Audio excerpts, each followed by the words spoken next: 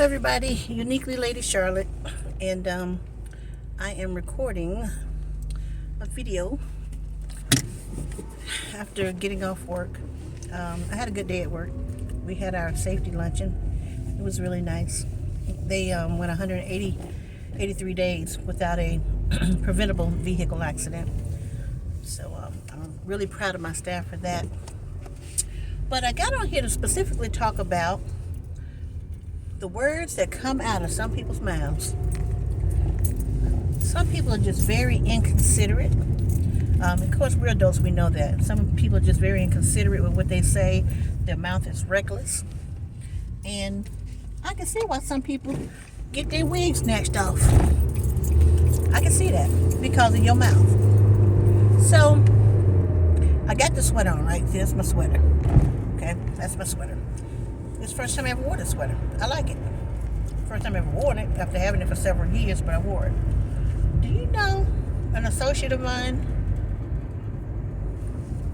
somebody that I know, been knowing a long time, but we're not, you're not friends. You've just been knowing them a long time. And they told me that you look like a big old polar bear in that sweater. I said, excuse me? They say, you look like a big old polar bear in that sweater. I said, oh, okay. That's my Christmas look. Okay. I let that go over my head. It's like, I'm not. It's too early in the morning. I'm not. So then, a male sees me this morning, and he was like, you look like a big old chicken in that shirt. I said, I look like a chicken. He said, yeah, you look like a big old chicken, and he laughed. I said, oh, okay. Some things I could have said, some choice things I could have said, but I said, no. I'm not going to play into that energy today. I'm in a good mood. I'm going to stay in a good mood. And I somewhat found it humorous that if the shoe was on the other foot and I had said something first, sideways or at the side of my neck, then they would have been offended. I know they would have been offended. So my thing is this.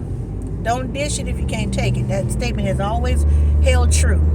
If you can't take it, don't start it. That's just the best way to do that. But some people are so comfortable with you. I'm not going to even say comfortable with you. Just so brazen and so bold that they think they can say and do whatever they want to say and do without consequence or the potential for consequence. Because I could have came from left field and just said some things that I noticed, but I didn't. Example. I was with some people I knew the other day, and this guy, he's been liking me a long time. I don't like him. I ain't never liked him. Okay? Ain't never liked him. I knew his girlfriend. His girlfriend his girlfriend passed away, from cancer, and she and I were friends.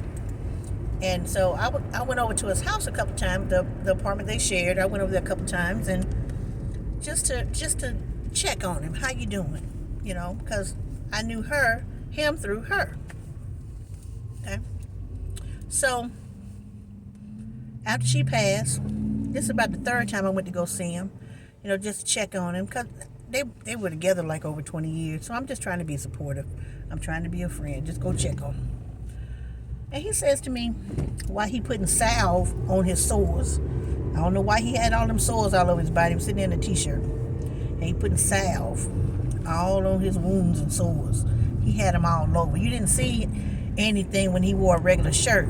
But just because he had a t-shirt on with the sleeves up to here, I could see all those wounds and sores, right?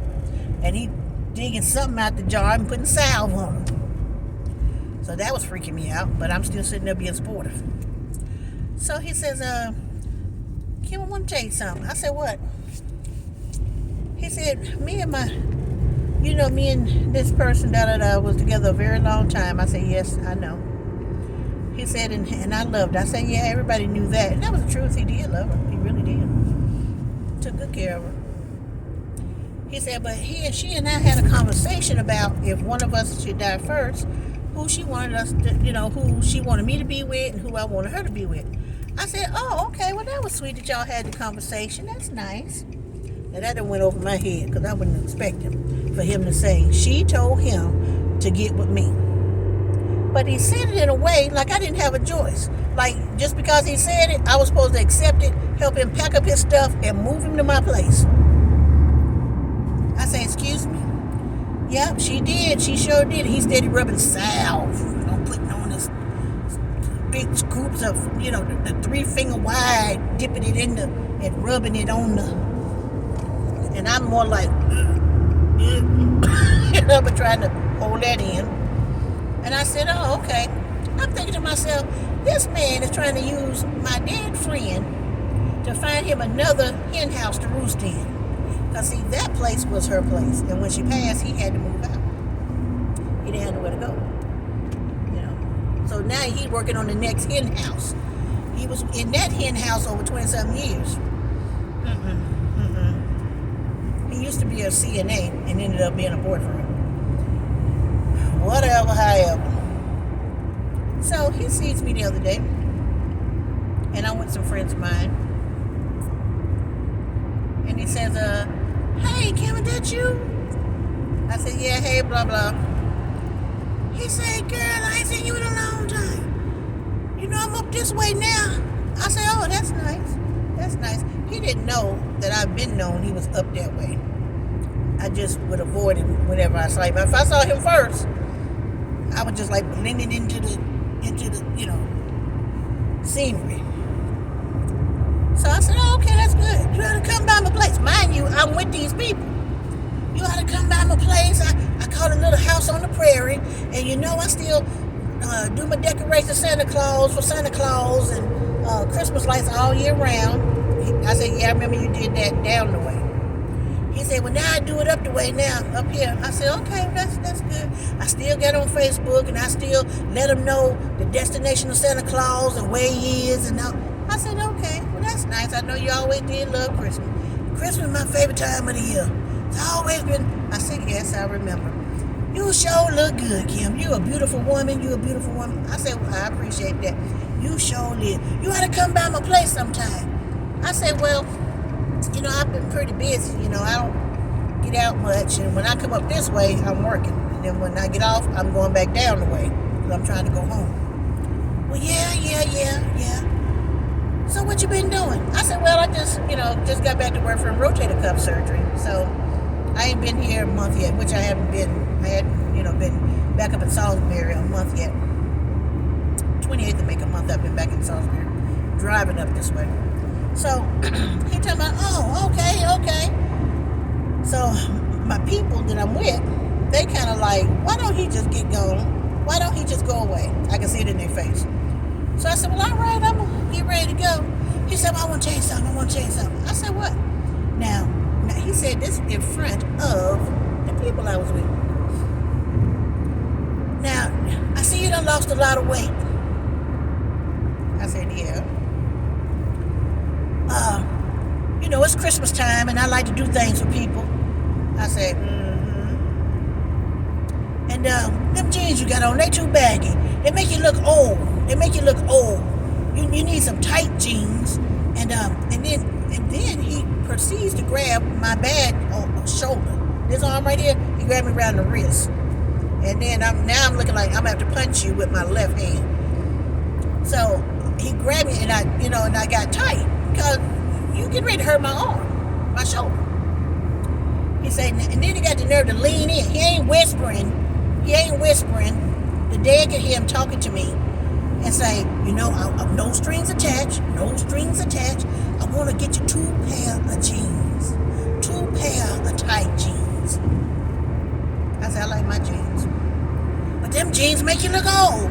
The lady that was there, one of the ladies I was with, she was in a wheelchair. She said, She ain't said it the whole time, but when he said that, she said, I want to get you to. Now, he said, I ain't paying $100 for no jeans. I ain't buying you no $100 jeans now. I ain't buying no. He said, I'm going to get you some jeans where you normally get them. however, wherever you get them. But I ain't paying for no $100 for jeans. I said, no, I don't need you to buy me any jeans. I'm fine. I'm good. But they'll make you look old. They make you look, you got a nice figure. You're slimming down. You're looking good.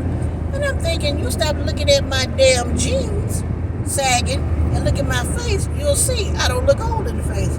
I don't think I do. So I said, well, all right, well, I got to go. Now you think about what I said. And you say you just came back from rotator cuff surgery? I said, yeah, I'm still on the mend. He said, okay, well, I tell you what you do. You come around to the house. I'm giving you my address. You come around to the house and I give you a massage. You can use my massager.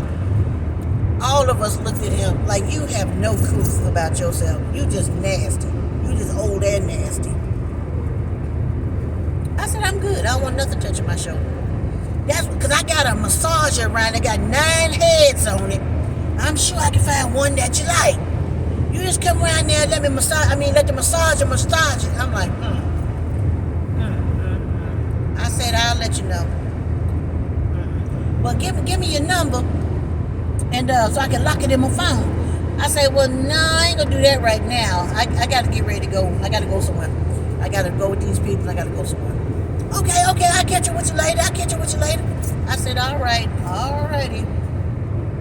That man had the audacity to tell me my jeans were too baggy. I ain't gonna lie, they were slack. But when I wear these jeans, everybody got their favorite pair of jeans. They're not the most flattering. Hell, they're not even flattering. Not even the most flattering. They're not even flattering at all. But I like them jeans. And when I wear them, yeah, they sag real bad. And when I walk in front of my mama, she grabbed me by the seat of my pants and she always grab it tight and shake them while I'm walking and make my whole body shake. And she laughing so hard she doubled over, but she's still holding me by the seat of my pants. So I'm thinking, I don't care, I'm wearing my jeans. So I told my mama what happened, and she was like, Kim, you do need to get rid of them jeans. I'm like, them my jeans. I ain't asked nobody to look at my jeans. I ain't asked nobody to look at my jeans, look at my butt, look at my nothing. I'm not even out there advertising. I just want to be left alone. So, but that goes back to me saying people just say whatever they want to say to you in front of whomever they want to say it and think it's okay. But that's why you get cussed out. That's why somebody snatches your wig off. That's why somebody knocks your front tooth out. Because everybody just ain't gonna sit back and take you talking to them any kind of way.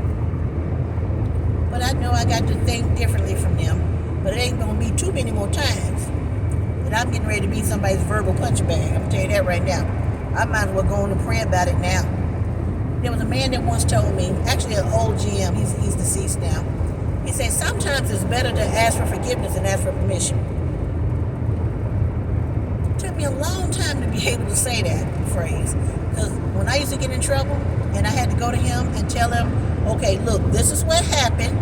Before somebody come back and tell you what happened, let me tell you what happened first. I do that to this day at the job. Let me tell you what happened before somebody else tell you what happened. I used to tell him, okay, I would go in the office. When you start out with, okay, he already knew I had been involved in some type of altercation. I never started him, but I finished him.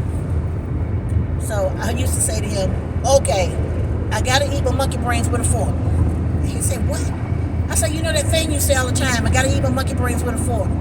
He said, you're trying to say sometimes it's better to ask for forgiveness than ask for permission. That thing, let's talk about it. All right? So, it ain't gonna be too many more times I'll be somebody's verbal punching bag. My mom didn't raise me that way. But I'm trying to be respectful.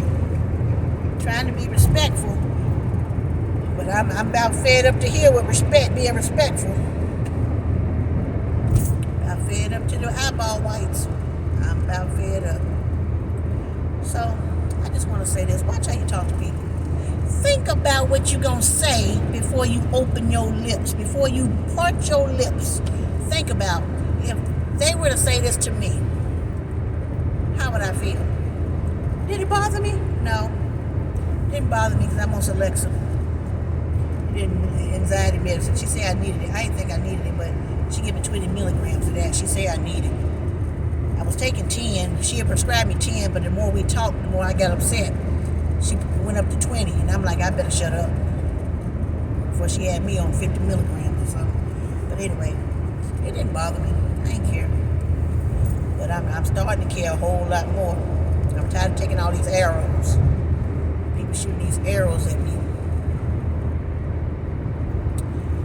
Oh well, I guess I'll let y'all go now, and I get ready for a meeting at 6 o'clock that I'm very excited to have. So I'm gonna go and fix my sweater up, throw it in the wash machine, rinse it out, get the perfume out of it, well, body spray out of it, and hang it up to dry. And I will be wearing it again, but it's my shirt. It ain't their shirt. I look like a chicken. One person I look like a polar bear. Man, the fire I had wanting to come off my tongue, the fire I had wanting to come from between my lips, the zingers I wanted to throw today, they'd have both been somewhere bawling, crying. Because you know you got to keep them on deck. You got to keep you some insults on deck. And the insults used to be the truth. There's a little bit of truth in them insults. Might be a whole lot of truth in them insults. Yeah. You were talking about my shirt. I got a whole lot more I can say about you. But I let it slide because you just talked about my shirt. But I could have took that thing to and made it personal. But I didn't. I didn't. People are people. People are people. All right, well, I'm going to let y'all go. And I've been on here 16 minutes and 30 seconds. So I'm going to let y'all go. But we'll talk about something else tomorrow. All right? Bye, everybody.